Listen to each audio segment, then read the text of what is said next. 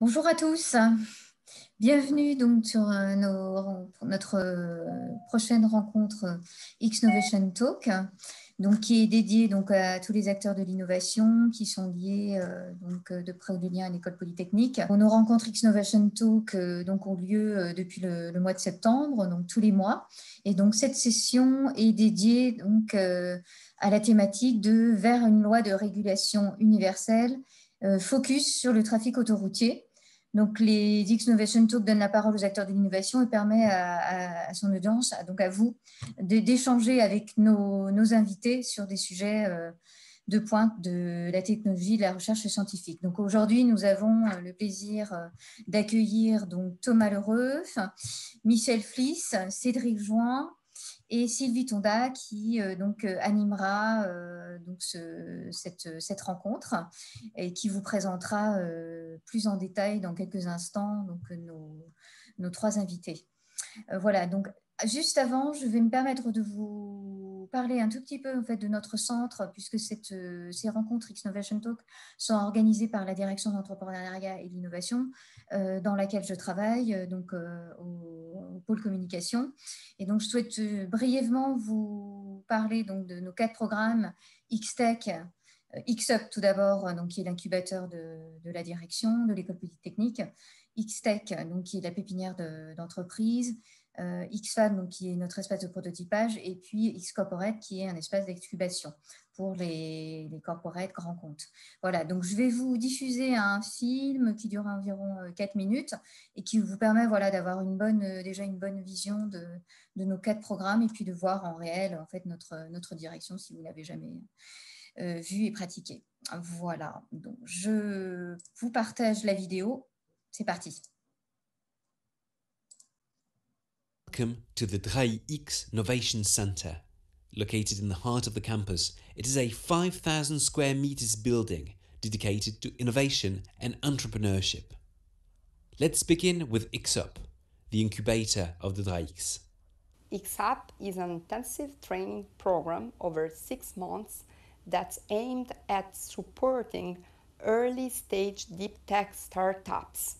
We have more than 40 workshops and we have one coach per startup that supports our businessmen to develop very fast their project during the acceleration program. We have also 40 workshops on different areas like technology, business, sales and marketing, and communication. XUP, it's not a program for students, but in any case, we would like to facilitate the exchange between students and startups. For this reason, we organize several meetings between students and startups. We offer the possibility to make internships at startups, and even during the second year of the education path of our students, we offer the opportunity to work on the technical subject proposed by our startups. The XUP program is a great opportunity for entrepreneurs to grow their idea into a fully grown company. Take SpaceSense, for example. We are the 2 co-founders of SpaceSense. At SpaceSense, we bring insights from satellite imagery available to everyone with the help of artificial intelligence. We use space data for Earth to help in agriculture, environment, climate change, and also for governments to make efficient policies. And we joined the incubator of École Polytechnique after being here students as in the Master of Entrepreneurship. And it really helped us improve our product, and it also gave us a very good access to the Spatial Student Center, which was very beneficial for us. And now, thanks to the support, we have raised funds and we are hiring our first employees. But the Drei X isn't only about early deep tech startups. Maybe you're a more mature company and you want to be part of the Plateau de Saclay International Scientific and Innovation Hub. Then you could be part of X-Tech. And there is more. Whatever you need, there is a program for you in the Drei X Novation Center. You'll be taken care of every step of the way. Let's say you want to build a prototype. You can do that too with XFab. XFab is a prototyping space specialized in digital fabrication. Thanks to more than 30 numerically controlled machines. It is also certified as Fab Lab. This nurturing, interdisciplinary environment is able to host and support a wide variety of projects, expanding the reach of practical trainings, bringing awareness to Industry 4.0, manufacturing and design challenges is what this place can bring to teaching. With our team of experts and with our partners, we ignite, we ship and support hardware entrepreneurship. So, come and join us. If you are a researcher, it is a place not so far from the lab where you can try something different after your thesis. Je suis Romain Labbé, président fondateur de Feeling. Donc, Feeling est une entreprise spécialisée en mesures de force pour le sport, notamment le sport de haut niveau, pour tout ce qui est prévention de blessures et mesures de performance. Et notre entreprise est partie de nos thèses, donc, que j'ai fait avec mon associé au LADIX, donc au laboratoire d'hydrodynamique de l'école polytechnique, où nous travaillions à l'époque sur la physique de l'aviron et où ensuite nous avons continué à développer toutes les thématiques de mesures de force dans notre entreprise. Feeling est basé à l'école polytechnique au sein de la pépinière d'entreprise. The DRAIX Innovation Center is a key component of the Polytechnic campus. It is a place where you can grow your ideas, come for an internship, learn to build things, hire or be hired. We can't wait to meet you and make your projects a reality.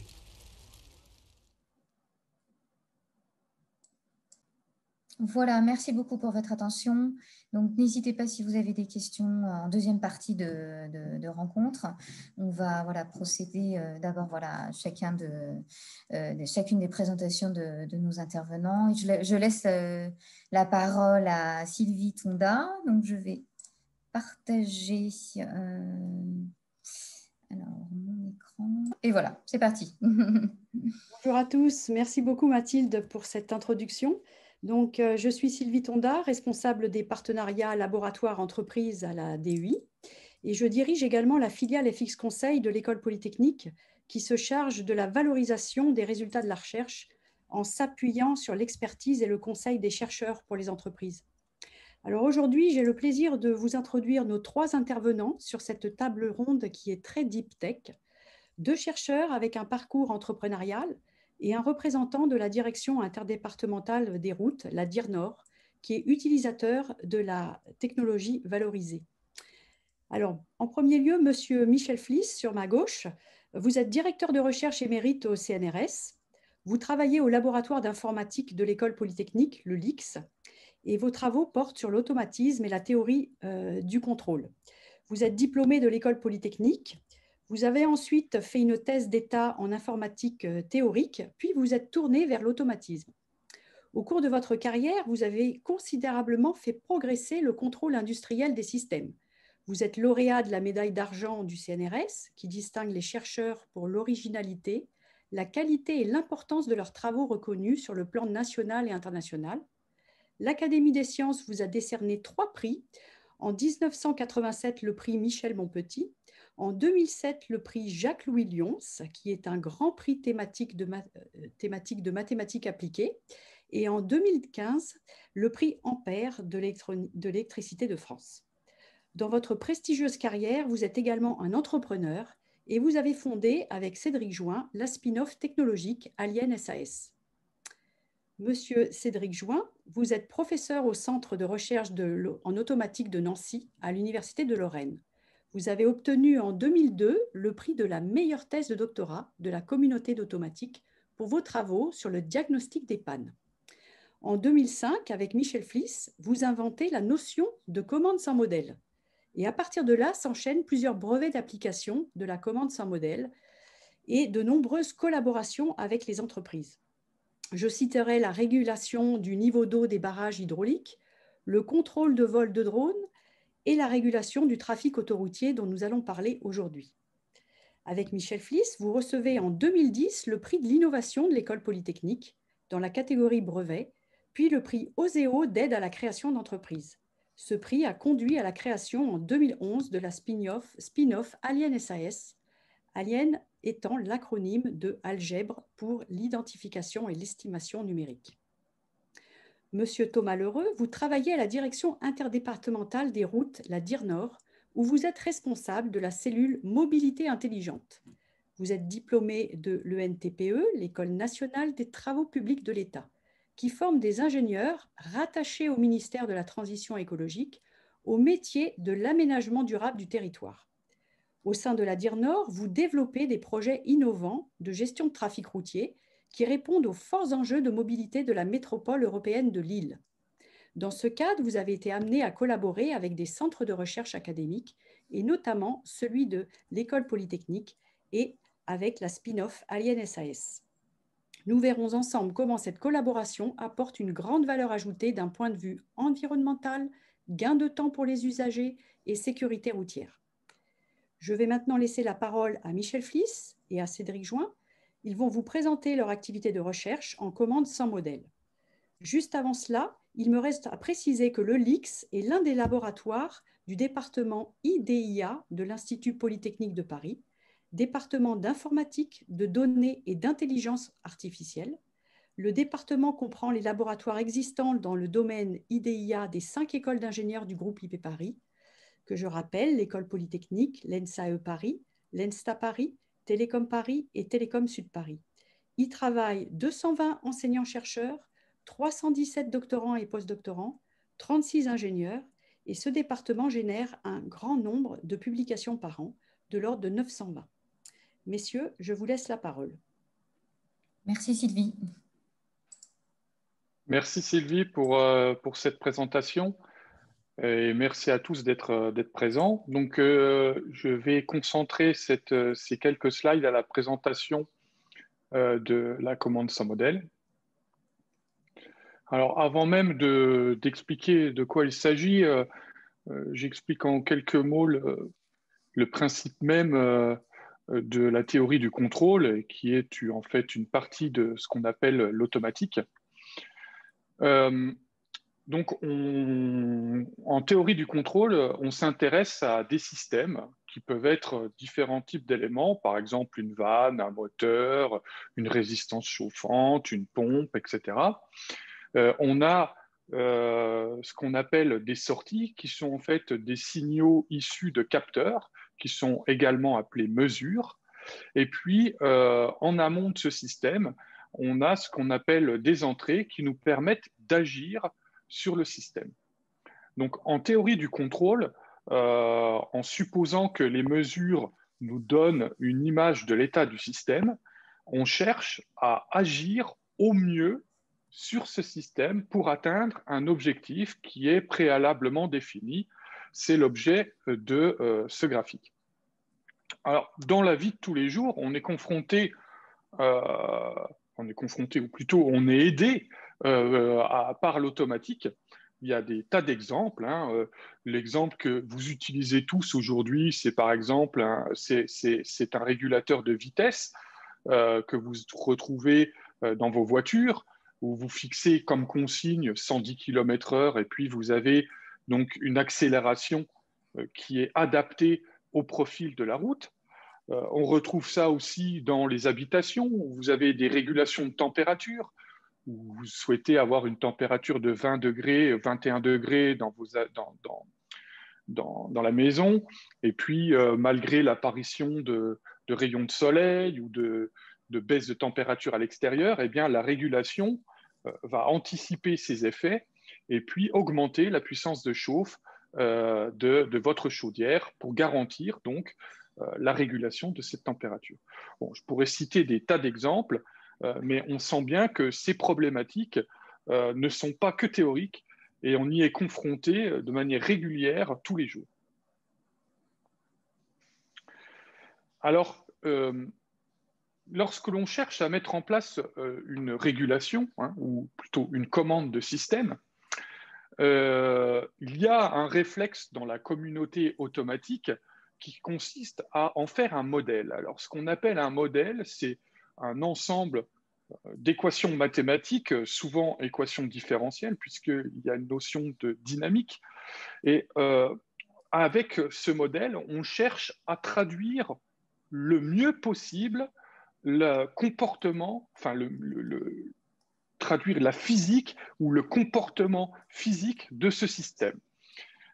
Ceci est quelque chose de très difficile pour plusieurs raisons, j'y reviendrai plus tard, mais si on essayait de quantifier le temps passé à chercher ce type de modèle lorsque l'on cherche à industrialiser une loi de commande, on serait autour de 90%. Ça signifie que lorsque l'on cherche à mettre en place une loi de commande industrielle, on passe 90%, non pas à calculer les paramètres de cette loi de commande, mais à modéliser le comportement du système physique grâce à ces équations différentielles. Alors, il y a des tas de problèmes dans la recherche de ce type de modèle. Tout d'abord, il faut avoir des mesures qui représentent au mieux ce système sur toute sa plage de fonctionnement. Donc, ça nécessite ce qu'on appelle des campagnes de mesure répétées. Il faut être capable de suivre l'évolution même du système. On parle alors de vieillissement. Hein. Vous imaginez bien que sur votre voiture, les pneus n'ont pas la même adhérence au cours du temps. Et donc, ça nécessite des adaptations incessantes de ces paramètres, des paramètres du modèle, pour qu'ils collent toujours à la réalité du système physique. Et puis, évidemment, comme on peut l'imaginer, trouver un modèle qui représente parfaitement le système, c'est d'une part impossible, mais ça mène souvent à des modélisations complexes qui deviennent difficiles à interpréter pour trouver la meilleure commande possible. Alors, on parle en automatique du principe de parcimonie, où on est toujours à chercher un compromis entre complexité de modèle et simplicité d'interprétation des phénomènes au travers de ce modèle. Alors, en ce qui concerne la commande sans modèle, qui est donc l'innovation dont on parle aujourd'hui, il s'agit d'oublier cette complexité liée à la modélisation d'un système et on remplace donc cette approche classique par un système dit ultra-local. Donc ce système, il est valable durant un instant de temps très court. Il a une forme particulière pour les automaticiens. Si on oublie la fonction f qui est écrite ici, les automaticiens la reconnaîtront. Hein, c'est en fait une succession d'intégrateurs. Pourquoi une succession d'intégrateurs? Parce que les intégrateurs en automatique ont un comportement bien sympathique et cette forme de modèle local n'a pas été choisie au hasard. Alors, à partir de ce concept donc de modèle ultra-local, ce que l'on fait, c'est que en collectant au fur et à mesure du fonctionnement du système les mesures et les entrées, eh bien, on adapte à chaque instant la fonction f. Donc, la fonction f, elle a pour avantage de rassembler un certain nombre de choses, des erreurs de modèle, des variations d'environnement, des défauts, etc. On peut tout imaginer. Et cette fonction f, hein, pour bien comprendre l'idée, c'est que cette fonction f, elle est adaptée à chaque instant. Grâce à cette adaptation, on est capable de construire une loi de commande qui a la forme de ce qui est écrit en dessous, en bas de ce transparent. Donc U, évidemment, c'est la commande. On retrouve la fonction f qui est en réalité ici son estimation. Ce n'est pas la véritable fonction f, mais c'est son estimation. On retrouve ici un terme qui correspond à la référence, hein, c'est l'objectif que l'on souhaite atteindre, et puis une correction autour de cette erreur de poursuite ou autour de la différence entre la mesure et la référence déterminée. Donc, si l'on replace cette équation dans la précédente, en supposant que l'estimation de la fonction f est à peu près correcte, on revoit qu'on a une correction à réaliser sur l'erreur de poursuite de la trajectoire, ou plutôt, on va chercher simplement à corriger la distance ou à diminuer la distance qu'il y a entre la mesure que l'on souhaite réguler et puis l'objectif, la consigne que l'on souhaite atteindre. Donc, ce qui est très important, évidemment, c'est d'être capable d'obtenir une estimation performante de cette fonction f à chaque instant. Donc, comme je le disais, je résume ici en quelques mots les avantages que donne que cette commande permet. Tout d'abord, on n'a pas cette phase longue et fastidieuse et laborieuse de recherche d'un modèle aussi précis que possible, représentant au mieux le comportement du système physique. On s'intéresse plutôt à l'estimation en ligne, donc adaptative. Adaptatif, ce phénomène, ce qualificatif, donc, colle parfaitement à la commande sans modèle. Il y a ce caractère adaptatif qui est lié à l'estimation en ligne de la fonction f. Ensuite, au travers de cette fonction ou de ce terme f, on ne cherche pas à distinguer les différentes sources d'incertitude. On imagine bien qu'il y a une part de modèle, une part de perturbation, une part de défaut. On met tout ça dans une sorte de fourre-tout qui est la fonction f, et puis on va chercher à annuler l'effet de cette fonction. Alors, l'un de nos savoir-faire, évidemment, réside dans la manière d'estimer rapidement et de manière non asymptotique cette fonction f. Et puis, cette loi de commande résultante de cette idée est particulièrement légère à implanter. On est à quelques dizaines d'opérations, ce qui est ridicule par rapport aux capacités aujourd'hui d'un simple microcontrôleur.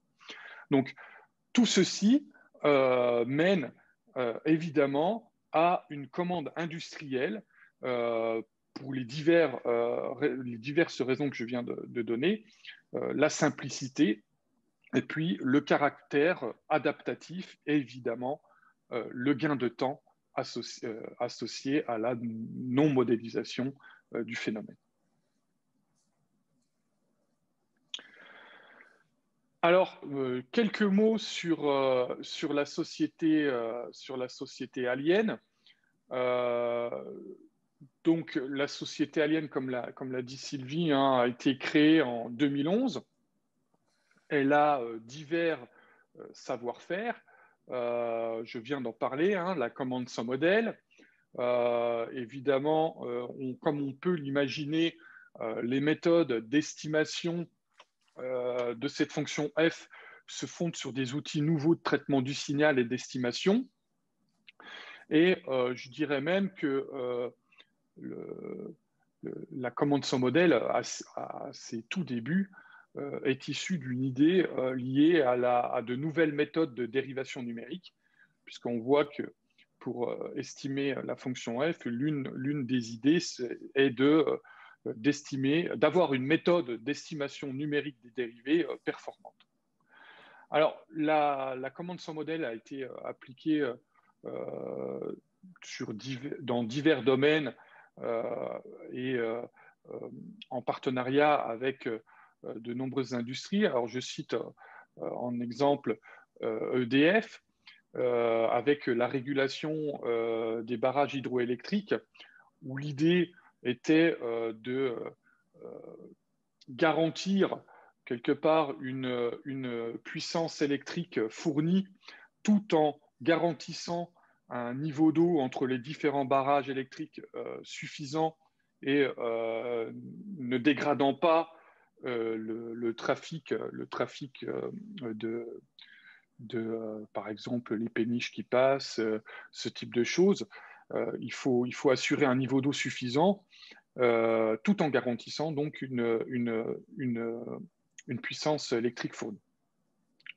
Alors, un autre exemple est lié à un long partenariat avec Engie, qui en fait était avant De Grémont et qui a changé à plusieurs reprises de nom, mais il s'agit en fait de la régulation d'air dans les usines de traitement de l'eau, des eaux usées. Où là, l'idée, encore une fois, c'est de minimiser en fait la dépense énergétique liée à la pression d'air. En fait, il faut savoir que dans le traitement de l'eau, plutôt le traitement, garantir une certaine pression est une dépense énergétique très importante. Et réduire de quelques pourcents cette pression suffit à faire des économies monumentales. Donc, c'était l'objet de ce partenariat. Et puis, bien sûr, il y a d'autres partenariats tels que ceux avec Alstom, GE, PSA, Renault, dont je ne vais pas parler.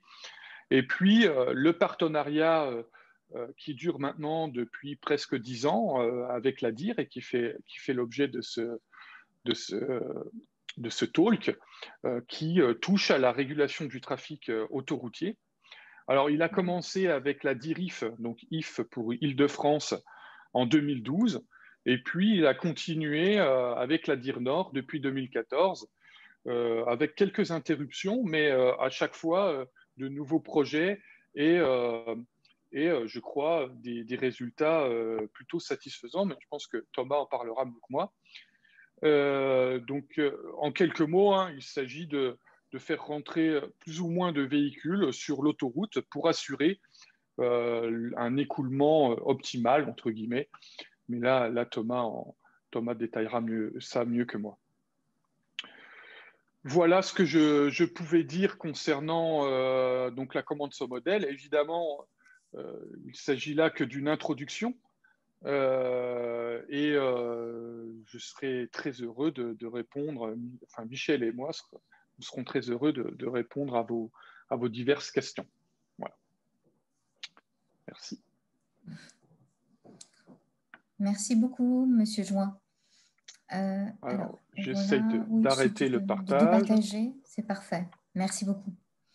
On vous laisse la parole, Monsieur Lheureux. Oui. Merci beaucoup. Merci à vous. Bon, bonjour à tous. Je ne sais pas si on m'entend. Oui, vous m'entendez bien? Oui, très bien. Alors, je vais commencer mon partage d'écran. Hop.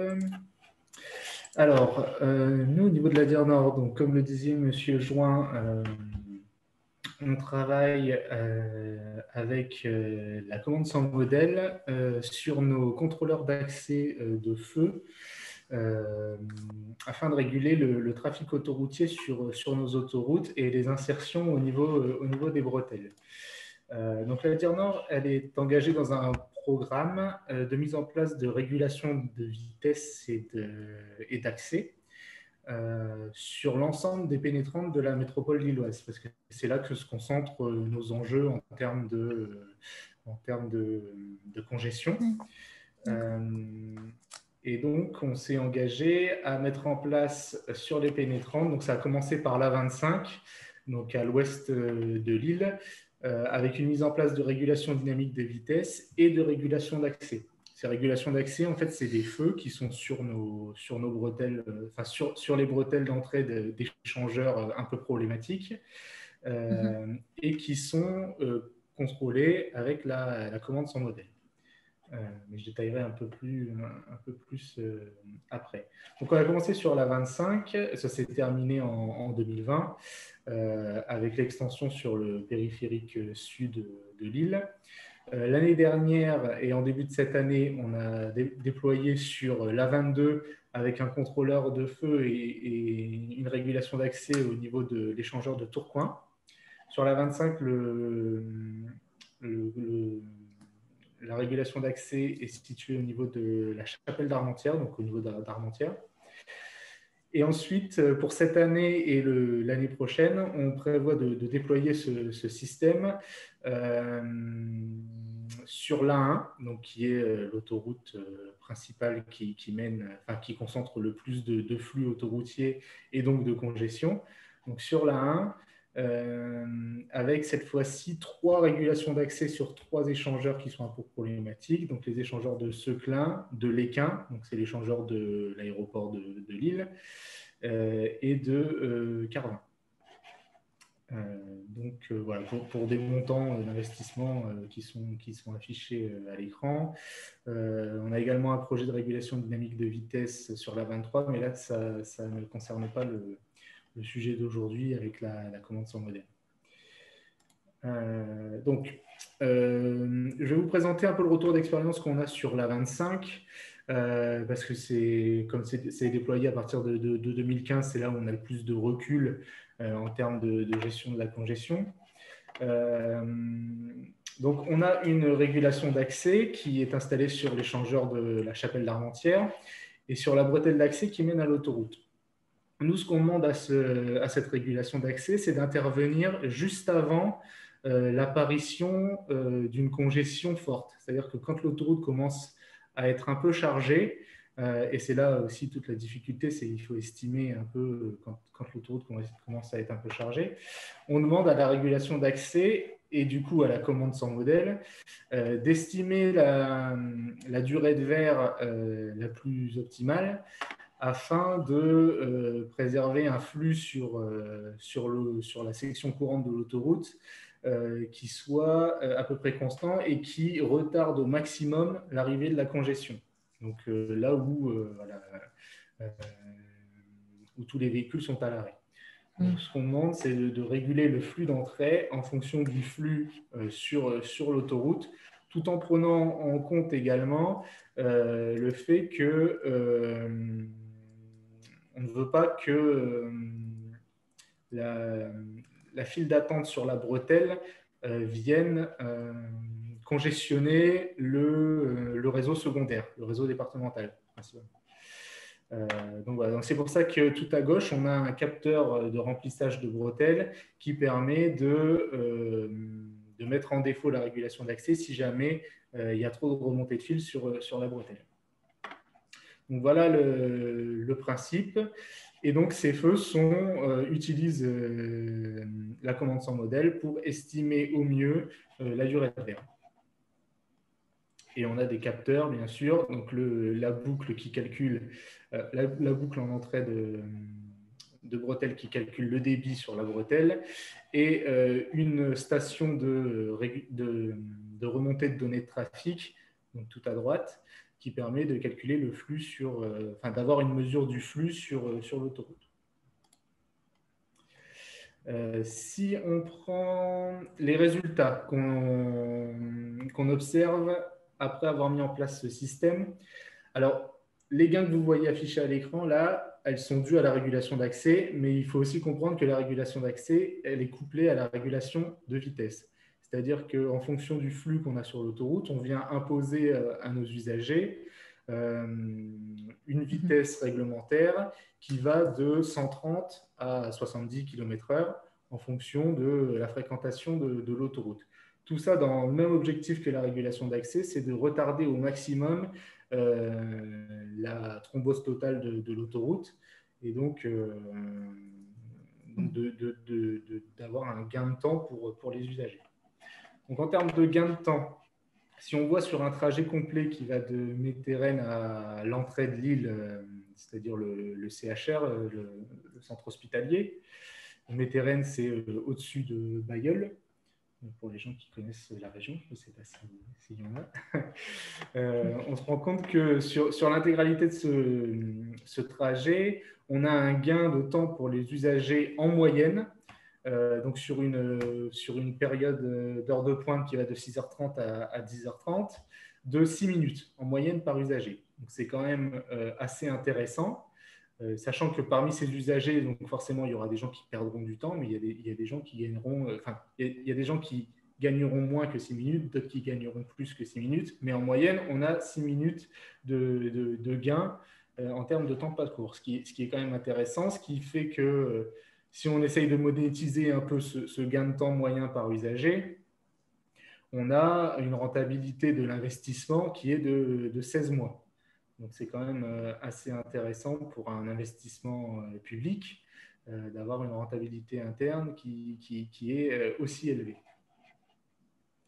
Donc, ça, c'est juste pour les gains de temps. Si on parle de sécurité routière, si si on regarde un peu le nombre d'accidents qu'on a pu évaluer qu'on a pu noter même sur la section étudiée, on se rend compte qu'on a une baisse légère des accidents. Là, pareil, il faut aussi remettre un peu en perspective. Ce n'est pas seulement dû à la régulation d'accès, à la commande sans modèle et à la régulation dynamique de vitesse. Il y a aussi tout un travail de sensibilisation des gens sur la sécurité routière, etc., qui a été fait pendant 10 ans. Mais on se rend compte que pendant 10 ans sur la zone étudiée, on se rend compte qu'on avait 114 accidents, donc une moyenne de 11, un peu plus de 11 accidents par an.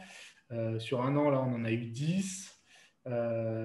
Pareil, sur la zone aval, on a une moyenne sur 10 ans de 6, 7 accidents par an. Bon, là, sur un an de mesures après la mise en place de la régulation d'accès et de la régulation dynamique de vitesse, on est sur 4 accidents. Donc, on a une légère diminution du ratio d'accidents.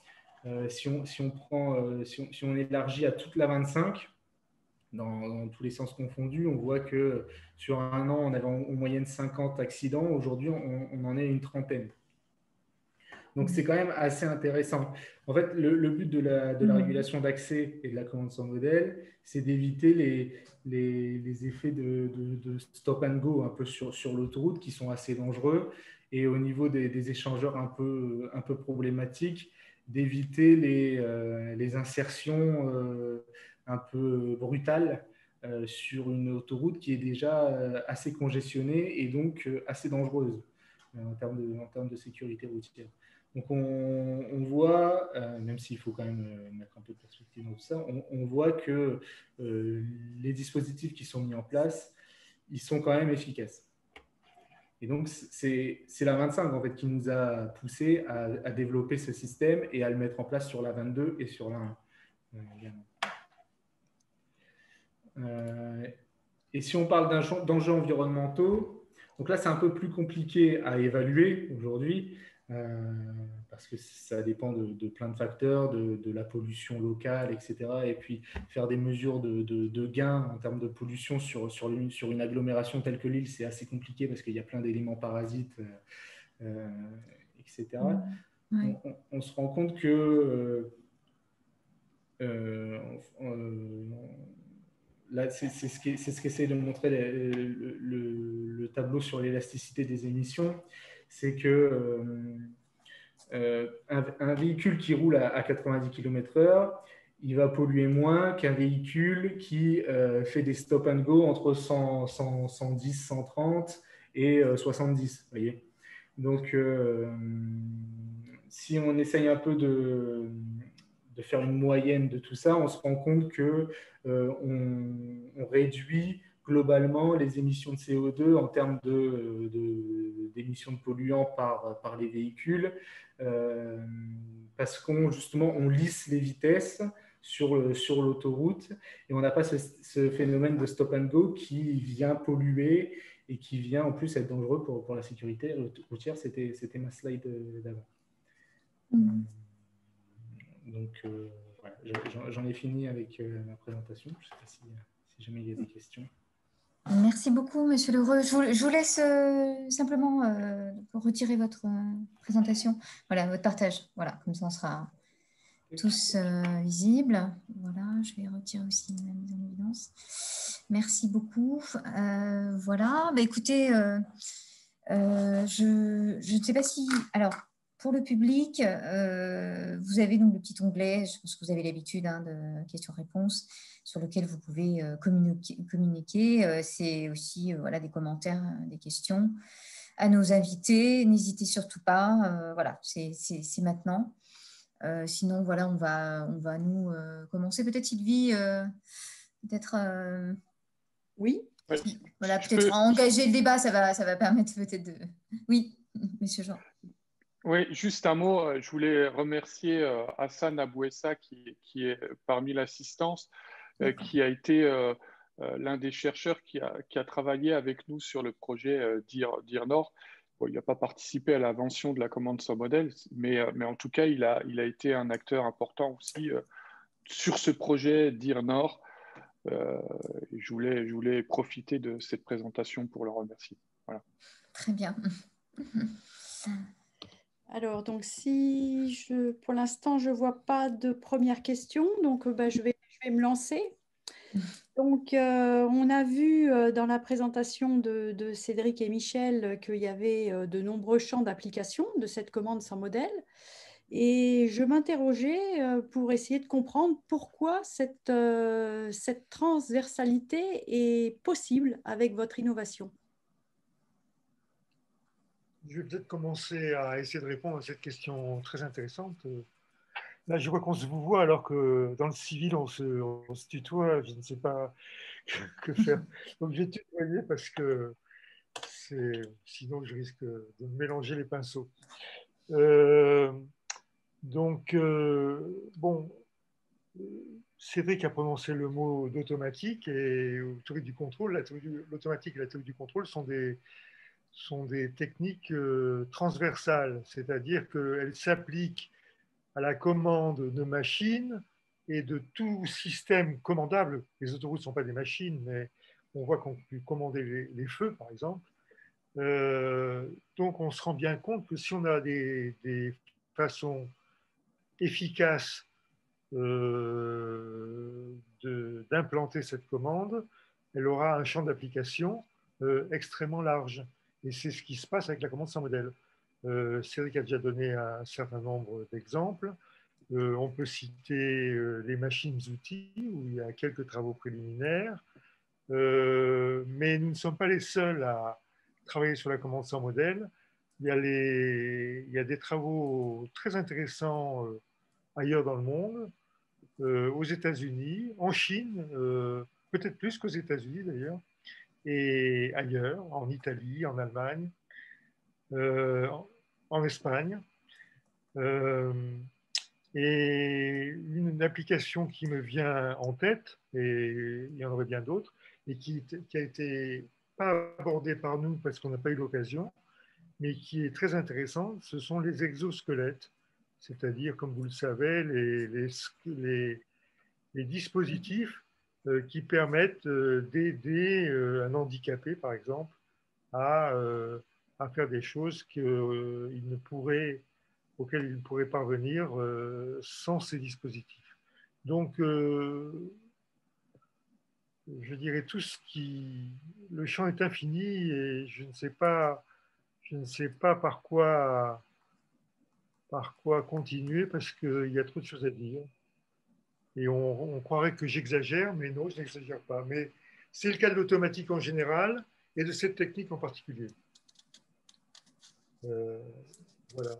Est-ce que, Cédric, vois-tu d'autres applications à mentionner? Je crois que d'autres applications, tu as déjà cité, je vois qu'il y a un collègue libanais qui est dans l'assistance, donc je sais qu'au Liban, il y a également des travaux sur la commande sans modèle.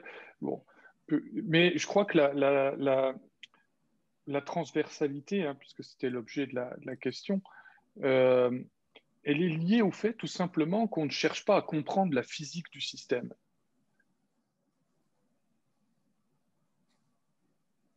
Ah. Oui, tu as tout à fait raison. Disons que les ingénieurs avaient compris ça d'une certaine façon, l'avaient déjà compris d'une certaine façon, enfin beaucoup d'entre eux, en appliquant, on n'a pas eu le temps d'en parler, en appliquant ce qu'on appelle les correcteurs proportionnels intégraux dérivés, hein, mais qui sont extrêmement délicats à régler. Il y a des coefficients à régler qui sont très délicats, difficulté qui s'évanouit largement avec notre approche. Mais chez les universitaires et aussi un peu chez les ingénieurs appliqués, il y a une tendance fâcheuse, à mon avis, à vouloir tout modéliser et ainsi de confondre des sciences appliquées avec la physique fondamentale. Et bon, il y a une différence, il y a un fossé entre les deux et nous ne faisons pas de la physique fondamentale, nous travaillons sur des systèmes complexes Et ces systèmes complexes, on peut les régler de façon assez efficace sans avoir besoin de les formaliser mathématiquement, ce qui est une tâche plus ou moins impossible. Et ça, c'est bon.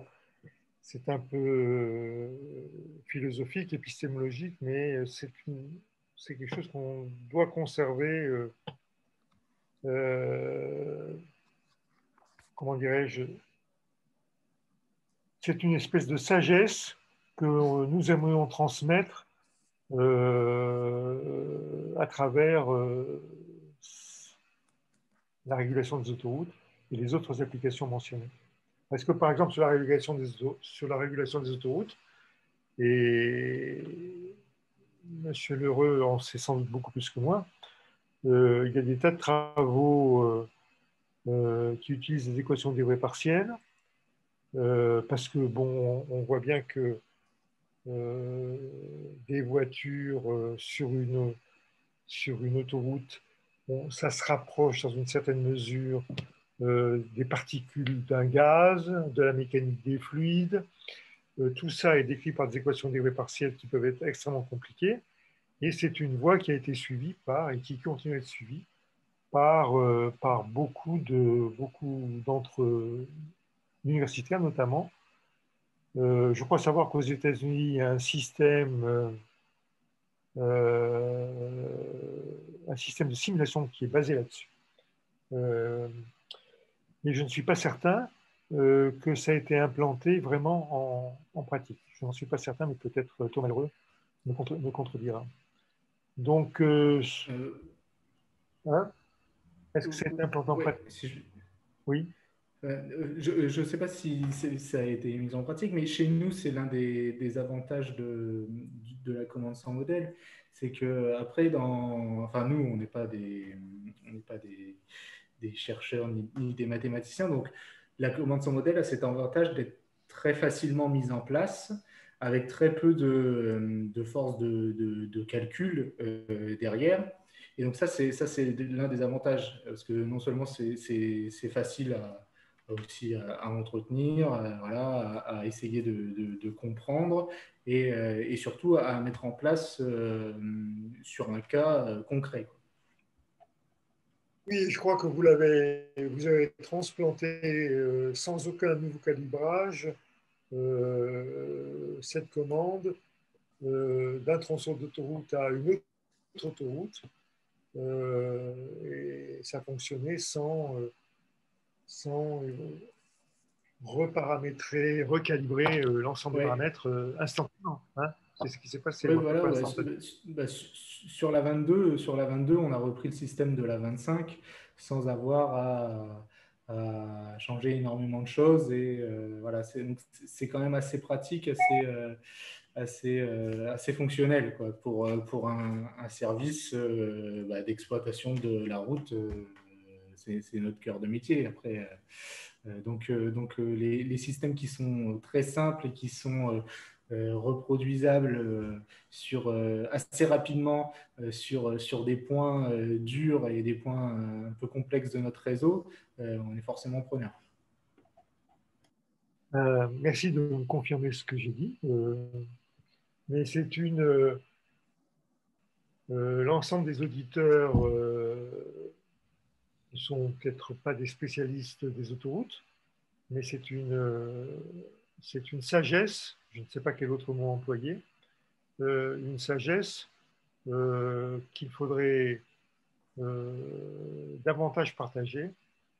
Et alors ça introduit, je le dis aussi parce qu'il faut être honnête, ça introduit une difficulté qu'il ne faut pas sceller.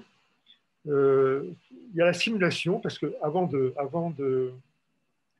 d'implanter, il vaut tout de même mieux faire quelques simulations pour se rendre compte si on ne dit pas trop de bêtises, si les calculs implantés en pratique ne conduiraient pas à des catastrophes.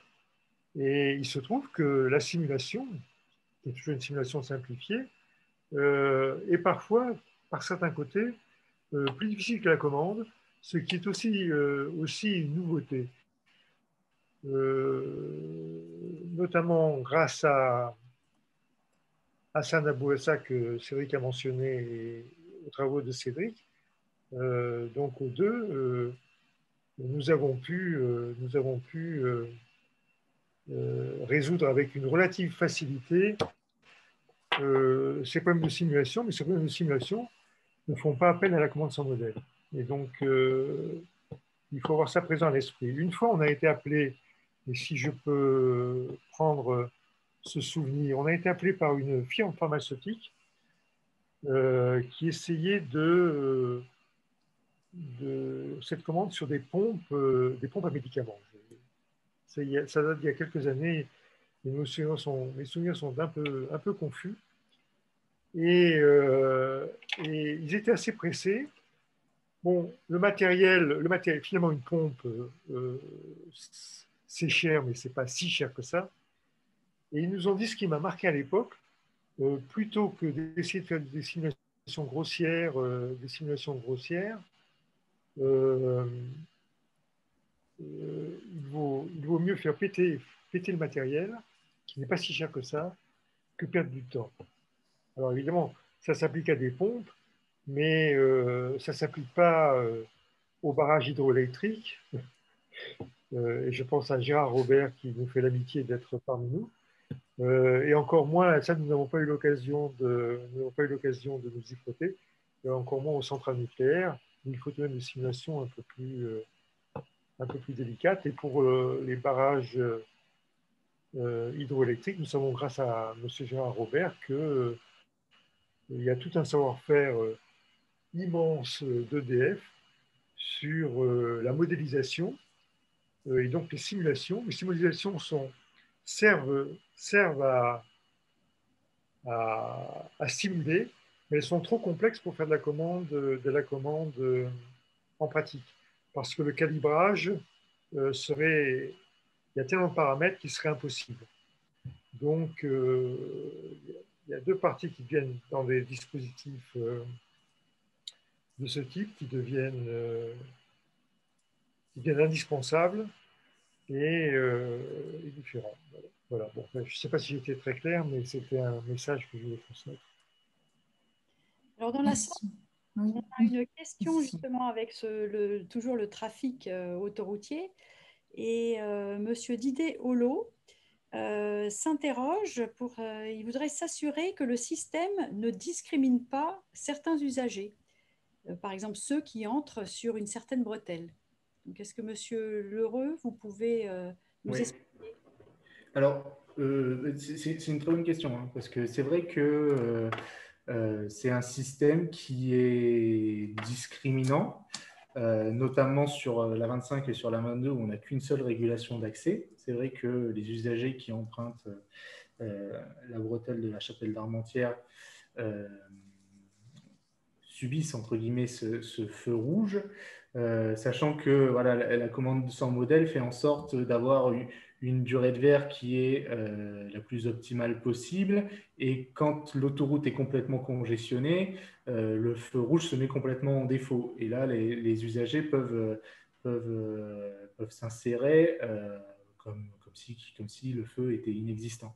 Mais c'est vrai que ça peut être discriminant, et c'est aussi une façon pour nous aussi de venir redistribuer le trafic sur les échangeurs qui sont en amont et en aval de l'échangeur d'Armentières.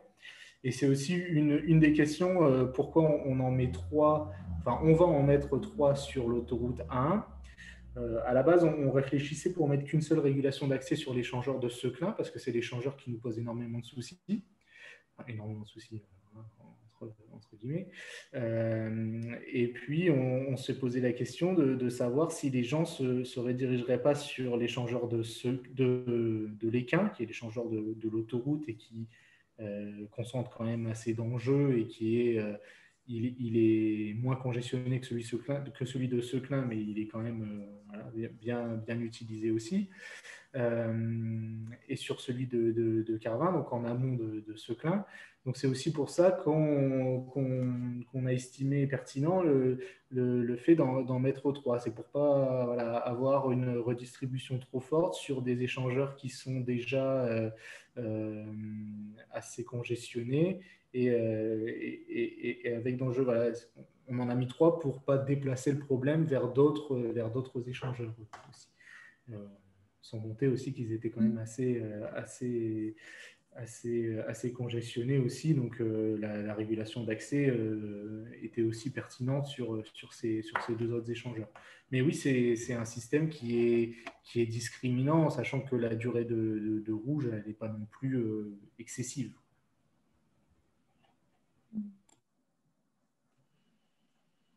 Vous avez des commentaires, Monsieur Jouan, par rapport, si on passe à une autre, un commentaire en fait de Monsieur Hassan Noura, justement. Effectivement, nous l'avons appliqué à des drones en multivariable et à un incubateur de nouveau-nés. Voilà, donc le commentaire de Monsieur Hassan Noura.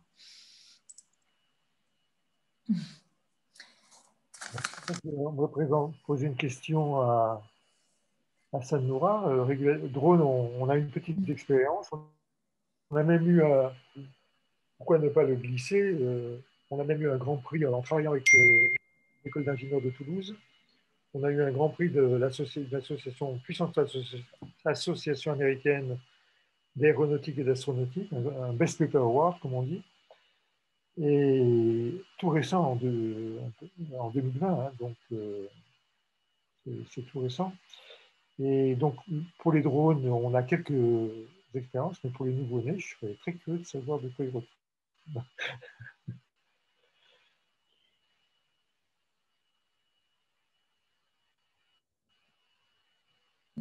Alors, alors, en fait, pour poursuivre en fait, par rapport à Alien, c'est vrai qu'on a envie de savoir où en sont vos recherches et vos démarches entrepreneuriales concernant voilà, votre activité chez Alien. Est-ce que vous êtes axé sur un sujet plus qu'un autre actuellement, en dehors de voilà, de cette collaboration avec la DIR Nord?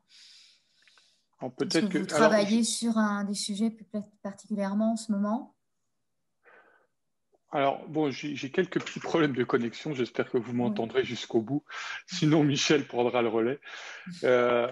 Donc, en fait, je crois que Michel et moi, on aime dire que c'est vraiment le hasard des rencontres qui crée les bons partenariats. Donc, ce que je tiens à dire, c'est qu'on est toujours très ouvert à tout type de problèmes. Et je crois que c'est aussi quelque part ça la recherche, c'est-à-dire que c'est pas nécessairement se poser sur une chaise et puis se dire tiens, je vais m'attaquer à ce problème-là en particulier. Moi, je la vis un petit peu différemment. C'est-à-dire que c'est plutôt la pratique qui m'amène à des problèmes intéressants et ça débouche souvent sur des innovations théoriques. C'est pas parce qu'on cherche à résoudre des problèmes pratiques que ça mène pas à des résultats intéressants théoriques. Et je crois que ça, c'est dans la démarche d'un scientifique, c'est très, très intéressant et très important.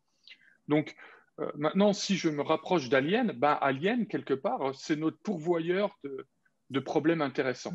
Mais de problèmes intéressants à finalité pratique. Et ça, je trouve ça vraiment génial dans une démarche de chercheur.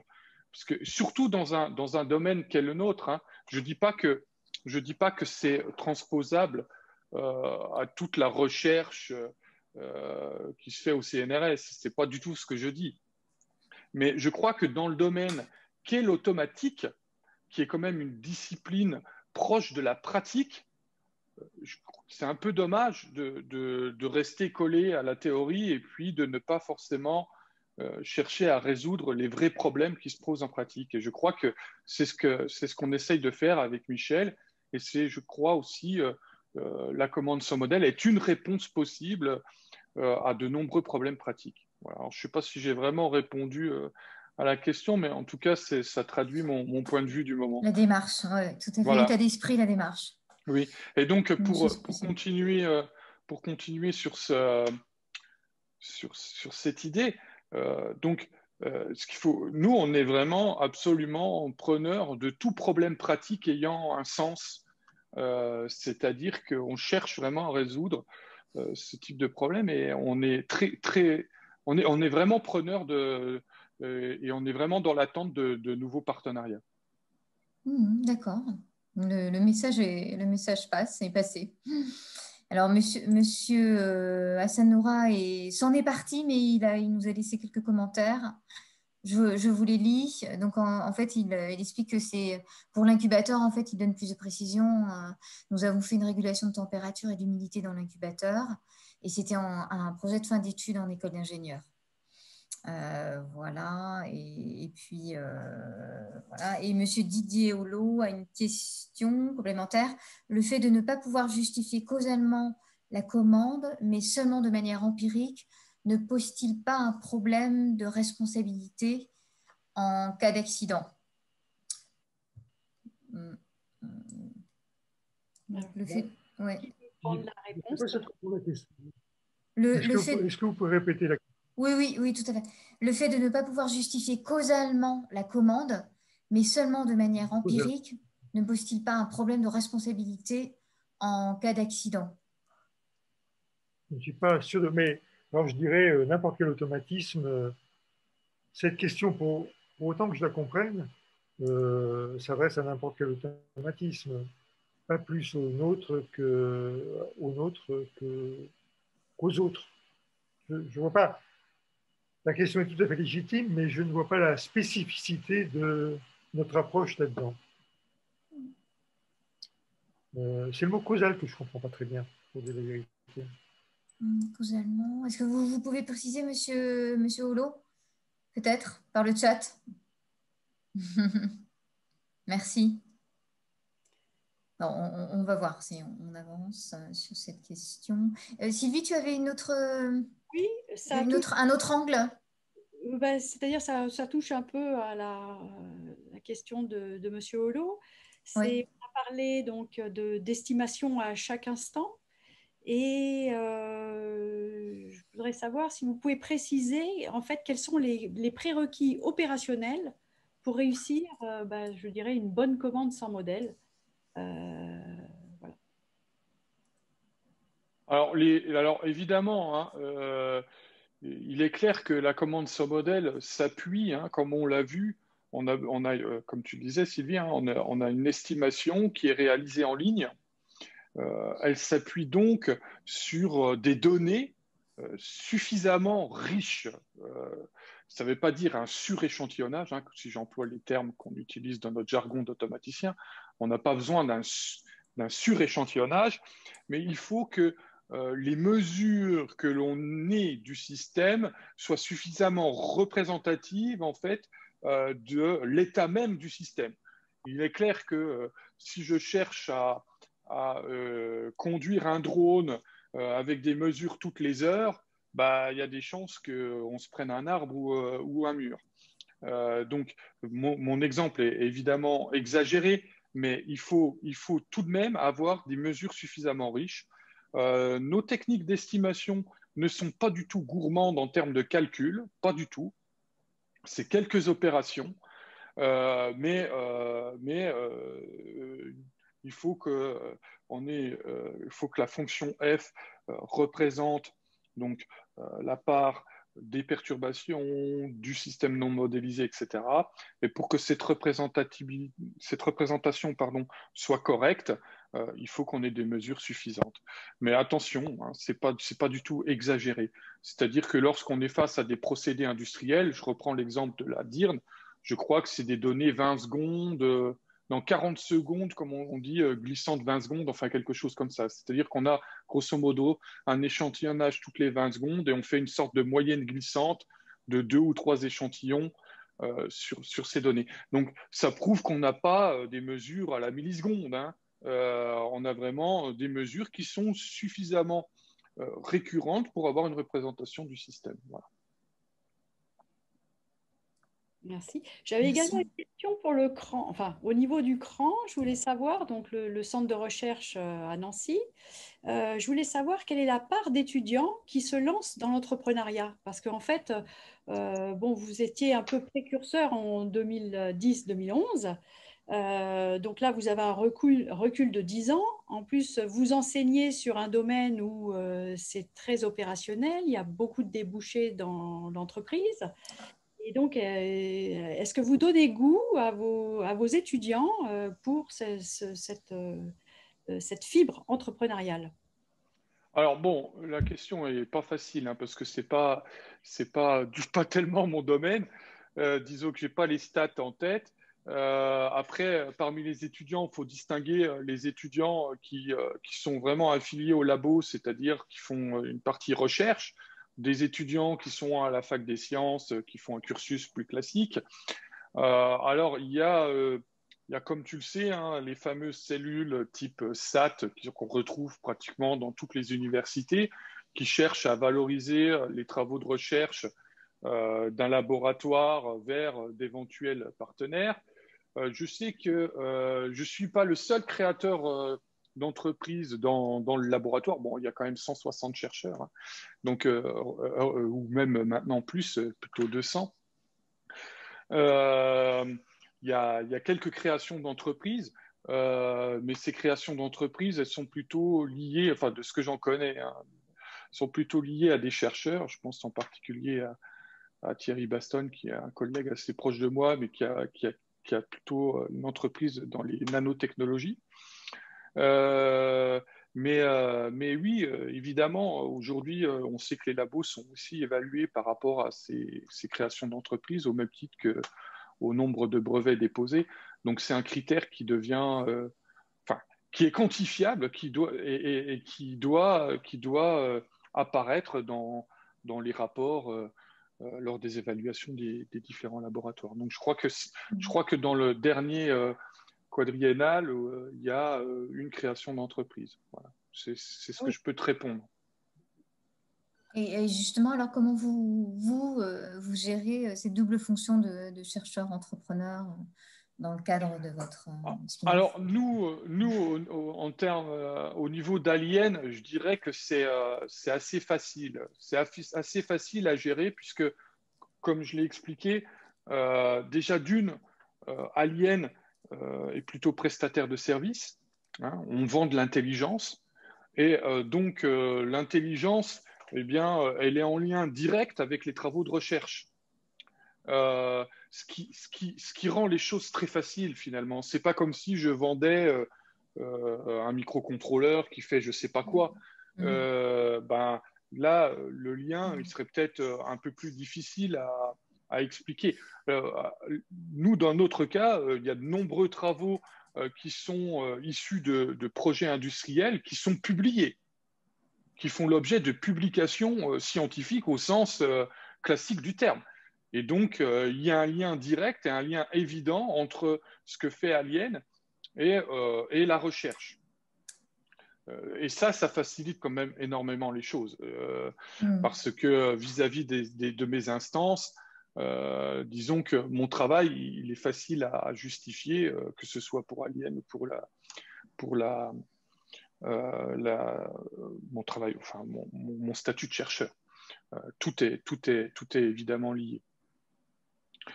Et d'ailleurs, depuis le début d'Alien, je crois, toutes les publications scientifiques sont signées avec l'Université de Lorraine et au nom de la société Alien. Donc comme ça, il n'y a pas d'ambiguïté. D'accord, très bien. Merci, Monsieur Jean. Monsieur Fils, vous vouliez peut-être ajouter un commentaire? Non, c'est pas obligatoire. On a rajouté. Alors, Monsieur Holo, donc commente, en renonçant à une modélisation physique, vous renoncez à justifier que votre commande est optimale dans tous les cas, et donc si cette commande se trouve être accidentogène en dehors du champ des données qui ont servi à la calibrer, la responsabilité de l'auteur de la commande pourrait être lourdement engagée. Je peux vous...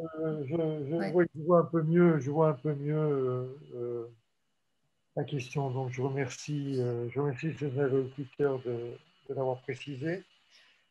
Il a employé le mot optimum. Alors, bon, On n'a pas eu le temps de décrire les détails théoriques, mathématiques, je ne sais pas comment l'appeler, mais la commande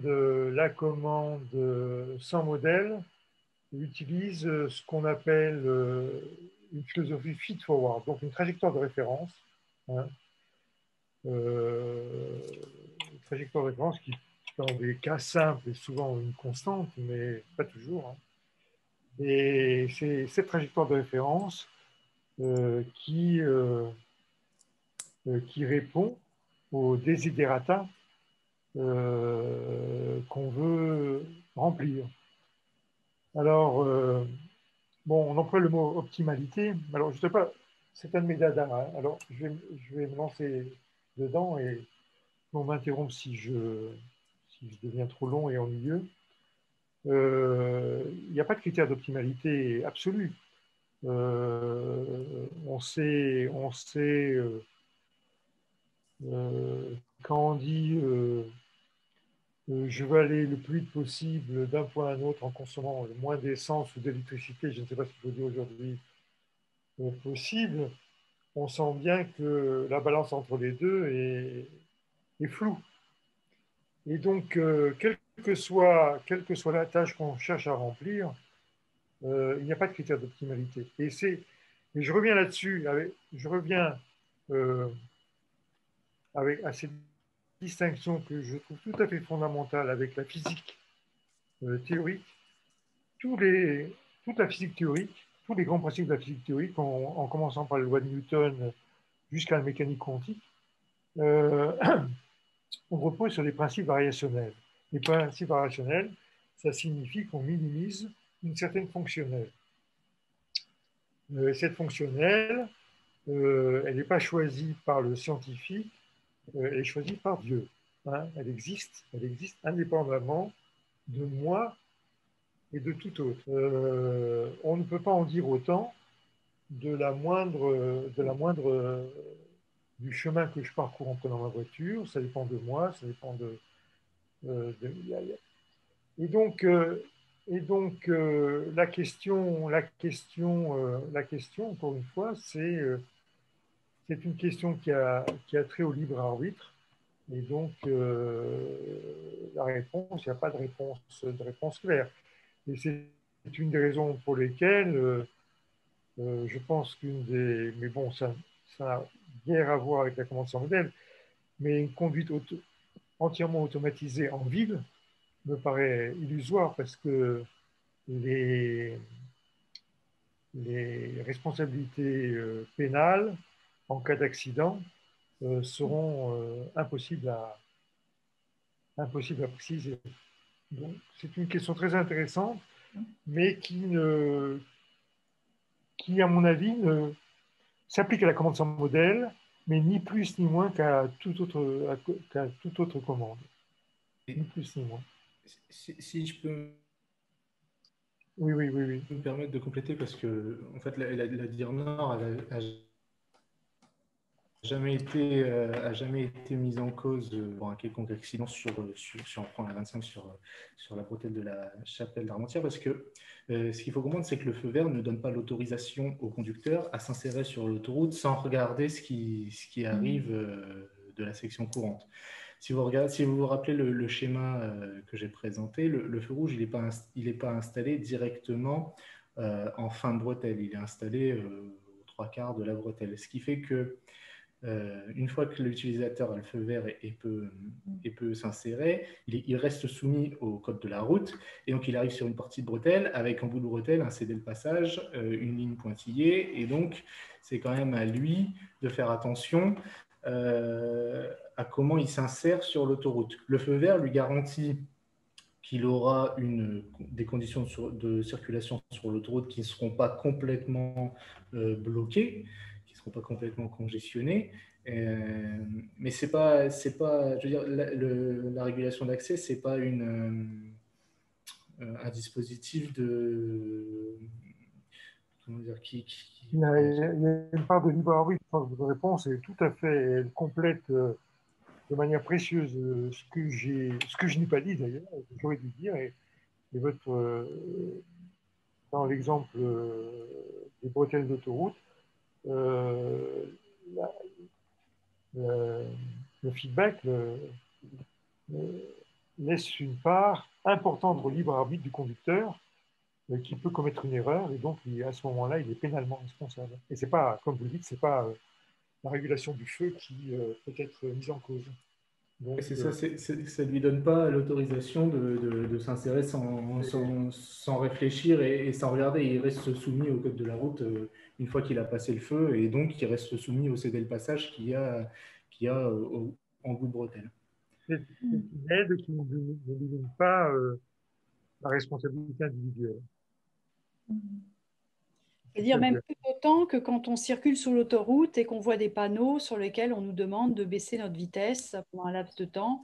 Voilà, donc là, c'est au contraire, ça me semble être une meilleure sécurité d'avoir un feu à l'entrée avec des bretelles bien positionnées. Donc effectivement, je pense que là, on n'est pas dans ce cadre de responsabilité qui retomberait sur les inventeurs d'une technique ou autre. D'ailleurs, il n'y a qu'un seul feu. Il n'y a qu'un seul feu. Ce n'est pas un double feu. Hein. Il n'y a qu'un seul feu. Le feu, il est à un moment donné dans la rampe. C'est-à-dire que forcément, il y a un cédé le passage puisque l'autoroute reste l'axe principal. Je crois que c'est important de le préciser. Oui. C'est pas deux feux qui sont gérés. Hein. Et là, dans ce cas, une fois qu'on a le vert, on suppose que l'autre a le rouge. C'est pas du tout ce principe. Je vois l'heure qui tourne. Moi, si on a encore le temps, j'ai une dernière question. Oui, tout à fait. Je voulais savoir, en fait, si au niveau de l'Europe, vous avez des homologues, des équivalents DIR, et avec qui vous travaillez et qui, justement, pourraient avoir des opportunités de travailler avec la spin-off Alien également. Alors nous, au niveau d'IR Nord, on n'a pas trop de contact avec des homologues européens. Mais enfin, il y a d'autres systèmes qui existent pour commander les feux de régulation d'accès. D'ailleurs, nous, à la DIR Nord, on en avait testé un autre qui ne nous a pas satisfait parce qu'il y avait des fausses mesures, parce que ce système-là était beaucoup plus dépendant de fausses mesures que le système de la commande sans modèle. Non, on n'a pas trop enfin nous, on n'a pas trop de contact avec des homologues qui pourraient faire ce genre de dispositif. C'est plus notre ministère qui serait en contact avec eux. Après, nous, on fait remonter, enfin, ce que je vous ai présenté là, c'est remonté bien sûr au ministère. Et donc, la DIR Nord participe à sensibiliser le ministère sur l'efficacité de la commande sans modèle. Après, je ne sais pas les relations qu'ils ont avec d'autres gestionnaires. Je ne peux pas vous dire. On conclut peut-être, Mathilde ? Oui, tout à fait. Ben, écoutez, voilà, c'est à moins qu'il y ait encore on a encore peut-être une dernière question de l'auditoire, mais voilà, on peut tout à fait conclure, bien sûr. En tout cas, on vous remercie vivement de votre implication, à l'audience également de ses commentaires et questions et intérêts. Voilà, on est ravis de pouvoir préparer en amont aussi cette réunion, de pouvoir la vivre et de pouvoir voir tous ces échanges et interactions. Il y aura un replay donc pour voilà, ceux qui veulent voir ou revoir, qui n'ont pas pu participer à cette réunion, cette rencontre. Et puis nous nous retrouvons dans le cadre des X-Novation Talk au mois de septembre sur la thématique de la mobilité. Voilà, donc vous serez tous invités. Merci beaucoup et merci à vous tous. Merci beaucoup. Merci à très bientôt. Bonne journée. Merci à vous. Bonne journée à vous. Au revoir. Merci. Au revoir.